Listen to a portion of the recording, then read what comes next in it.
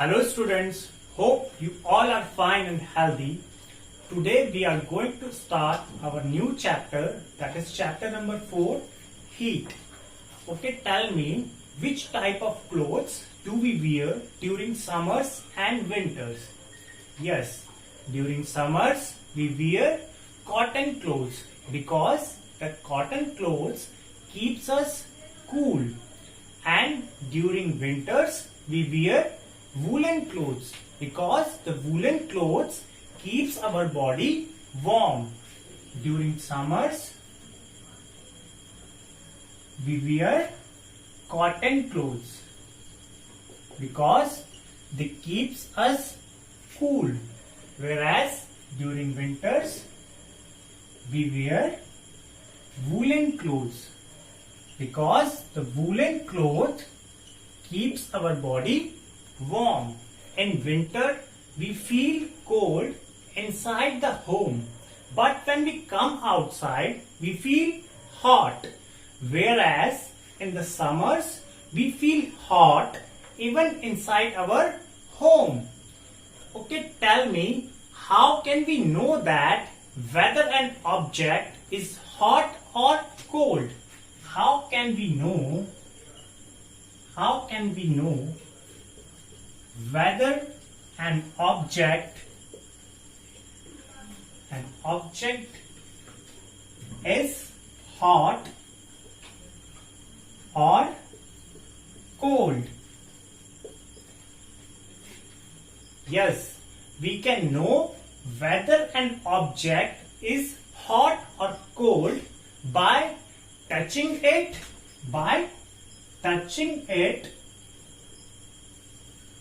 or by measuring its temperature.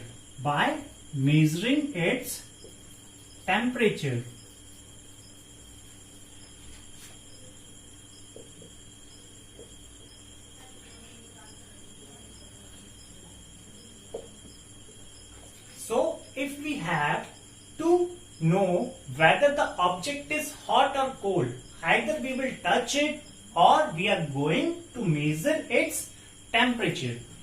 In this chapter we will learn about temperature,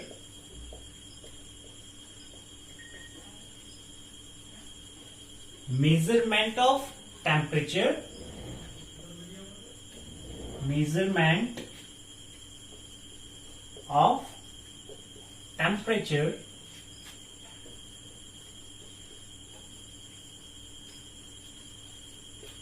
next is heat, and the last one, flow of heat.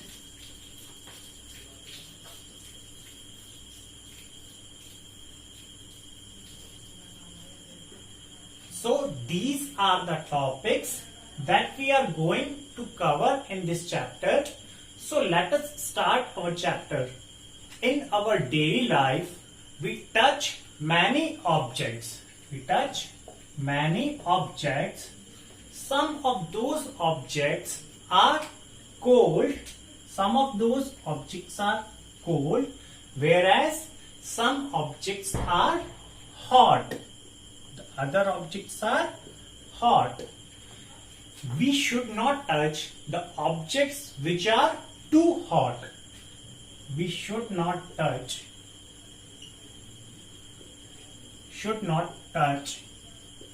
objects which are too hot.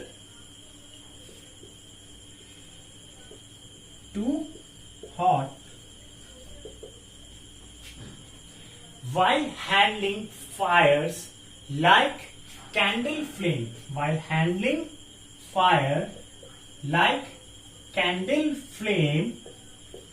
or stove, we must be careful. We should remain careful while handling fire such as a candle flame or stove.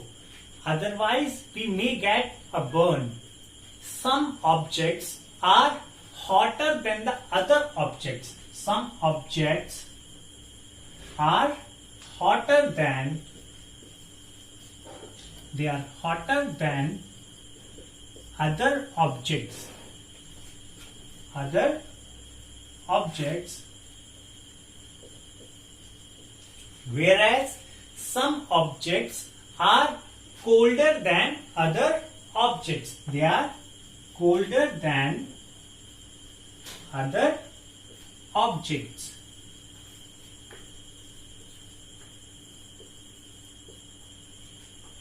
How do we decide which object is hotter than the others? Which object is hotter than others?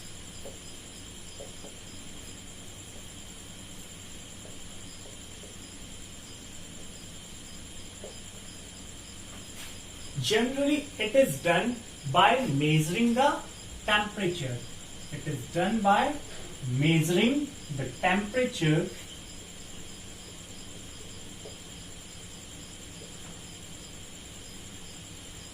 or sometimes we also use our sense of touch. Sometimes we also use our sense of touch for measuring the hotness or coldness of an object.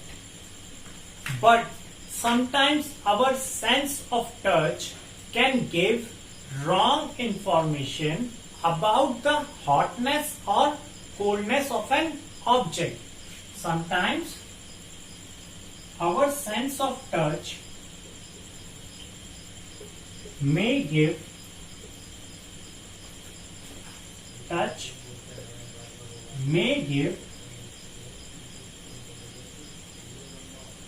wrong information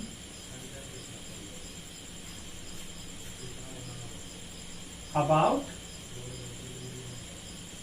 hotness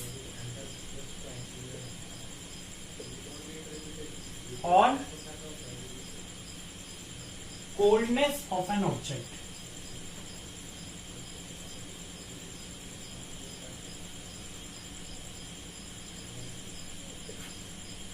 To find out whether our sense of touch is reliable or not, you have to perform an activity which is given in PDF file, which I will share with you. You have to perform it, and after you have performed the activity, you have to post your comment in the comment box. So all the best. That's it for today. See you in the next class. Thanks for watching.